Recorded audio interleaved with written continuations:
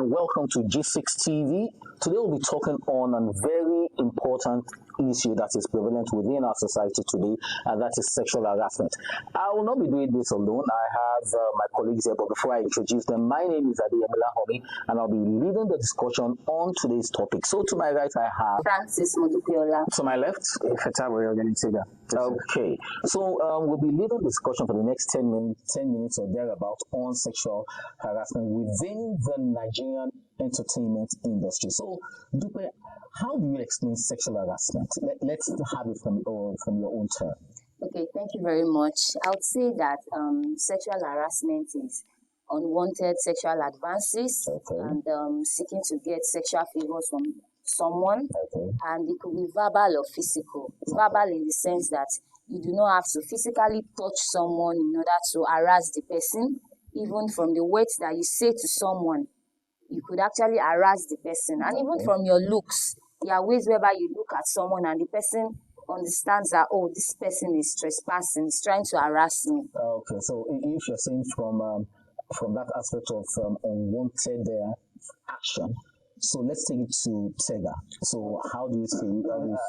Personally, I see it as sexual violence. Could be sexual violence. Sexual violence, because at the end of the day, the person in the receiving end is always humiliated, or they feel like you violated.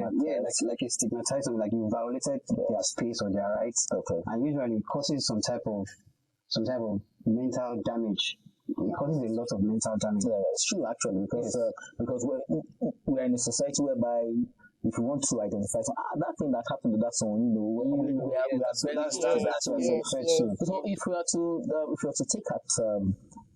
to take it further now, we are going to look at the stats, which Tega will share with us.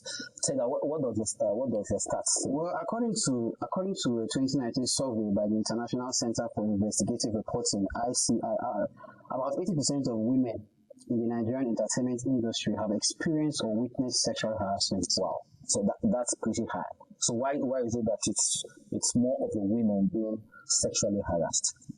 Okay, I'll take it from the standpoint of that women are blessed with a lot from God, and there's no way we can stop that. And again, looking at it, you find out that some women feel like they can use what they have to get what they want if they do not have the capacity to to get something. But since they have all these natural qualities, then they can just use it. So sometimes it could be ignorance, so you might not blame some people actually. So I would not say that. We are old enough to know what we're doing. So far, you are over 5 You or 6 might years. actually think that some people are old enough, but in the actual sense, it's not like that. I understand, but if you're looking at that stats that Tega shared, let's try to bring it side to side with the culture of silence. If that stat is saying 80% of women, why is there a culture of silence? Why is there a culture of silence itself? Because it's not even 80% of women that are coming out to say that I've been sexually abused what about before. What about the men? Men cannot even come out. Why? Okay. To me, because most men just live with it. I think it's easier for. I think. I feel like it's easier for men to talk about it. Yeah. It's very easy for men to talk about it. And if you look at it, men are mostly the ones in the higher places. And for you to find a woman that's probably, maybe you want to offer a role to a woman in your company now. If you check the qualifications, she might not have them. And then when you let her know that she doesn't have them, instead of her to probably go and build more portfolio about herself and work on herself, you start seeing that she starts to tend to use those advances, those gifts, those natural gifts that you said. She starts to try to use them to see if she can get what she wants, and most times it's wrong. But the fact that men per se, we are moved by what we see. Most times, I can speak for myself, but I can't speak for others. But I can control myself. So what does the law say? Is the law in favor of the woman or the man? Naturally, the law is always in favor of women.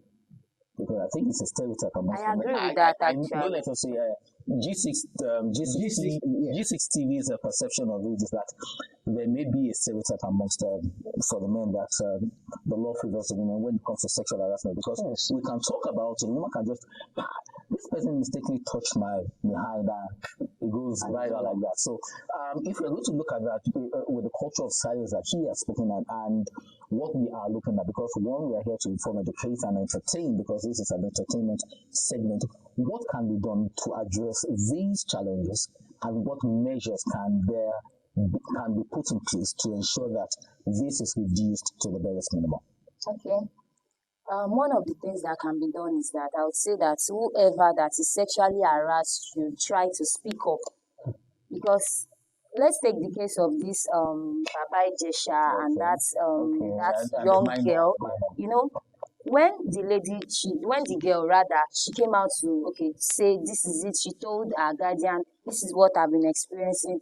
And fine, we know where the man is today. Yeah. So justice can still be served if you decide to speak up. It's not all cases that when it happens, they just die it down. Some will actually, they take actions on them. Let us remember that sex sells, permit me to use this word, sex sells in the entertainment industry. You cannot fault when it's like an unwritten law that you have to dress in it's somehow provocative when they dress, and men, like she said, are moved by what they see. Sometimes we may not be able to hold ourselves, but as men, we have to be disciplined enough to hold ourselves. But what are the ladies doing? So please just hold your thought. So what measures can be taken to ensure that this is reduced? Personally, women have to be very accountable. They have to be accountable enough for what they are putting on.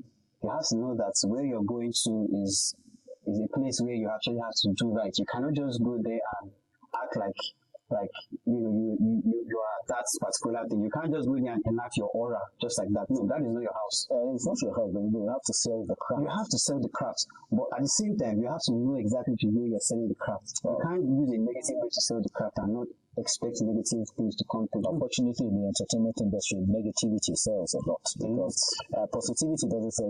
It's something with this, but it's something bad. Okay, now there's a trending case between Wizkid, Davido, and Don Jazzy now. Okay, so that's a negative thing that is trending. So it goes a long way. And to wrap up the whole thing, now the road to eliminating or to reducing sexual harassment within the Nigerian entertainment industry is a long road, and it takes a collaborative effort. It's not just one person that will take. It's not the government. It's not just maybe an organization. It takes everything from our schools to our tertiary institutions to our homes, especially. We eliminating or reducing. We know we cannot eliminate sexual harassment, but reducing it to the barest minimum takes a collaborative effort. It's not just an individual or organization. It takes the government, the schools, the home, especially, because that is where everything starts from. And on behalf of everyone here, my colleagues Tega and Giola, this has been a G6 TV production, and we say that sexual harassment can be taken down to the barest minimum. On behalf of my colleague Modupe Francis and Ogonetega, I would like to say thank you, and please join us again next time when we come your way again on G6 TV.